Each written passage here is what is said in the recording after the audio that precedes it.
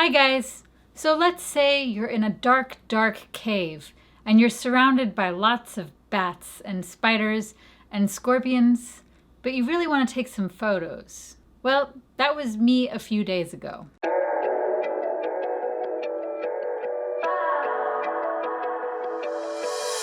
This year I spent my birthday going caving in Puerto Rico, and I was basically exploring the Rio Camuy cave system. Because I'm definitely a nature person and I would rather be, crawling through a dark cave than drinking at a bar somewhere.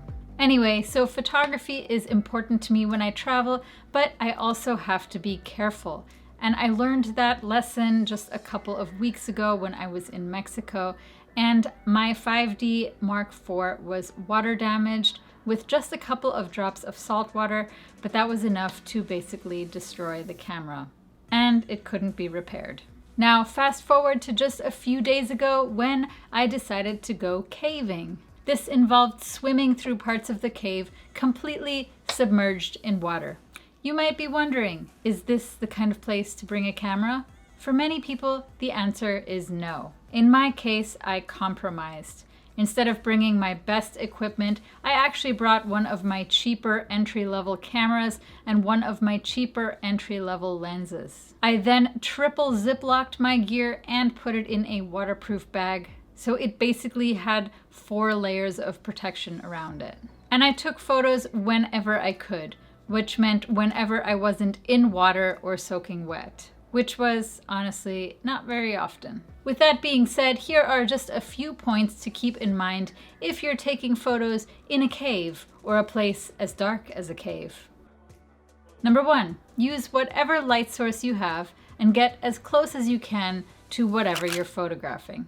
When I was in the caves, I had like a little headlamp on my helmet, and I used that light source to pretty much photograph anything. The cave was so dark that I really relied on that headlamp to give me the light I needed to basically see anything at all. So if you're in a cave, you might want to use a combination of, the light from your headlamp or your cell phone light, or maybe even the flash on your camera. Number 2, it's okay to push the ISO. Because let's be real, you're not going to be able to shoot at ISO 100 if you're in a dark, dark cave. You can, however, use a flash if you have one, but you might have to manually focus because without a light source, your camera is going to have a hard time focusing on something in the middle of the dark.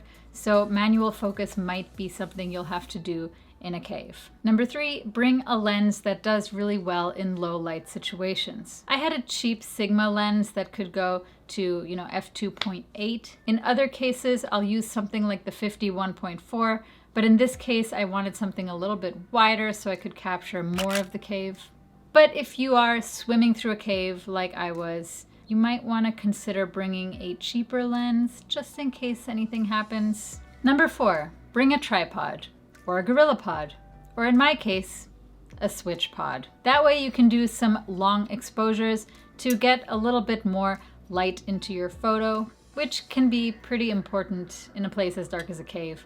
I actually like this switch pod. I got this at Vid Summit, which is a conference I went to, because it's really small and it's actually a lot lighter than the gorilla pod I have, so I took this on my trip. I have a link to this below just in case anyone's interested. Number 5, shoot in RAW. This will give you greater flexibility in your editing later, and if you underexpose your images, you can actually get a lot more details out of those shadows. So when I'm shooting in a dark, dark place, I definitely always shoot in RAW. Number 6, look for small details. When I was in the caves, I found it a lot easier to take photos, like close-up photos of smaller subjects rather than photos of the entire cave, because the entire cave is pretty dark, and with the headlamp I had and the cell phone light, it was easy to shine those lights on certain parts of the cave, but not so much the entire cave.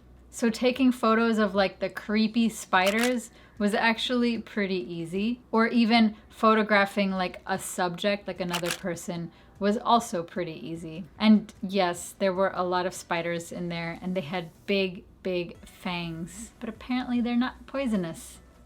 They just like to eat big creatures like frogs.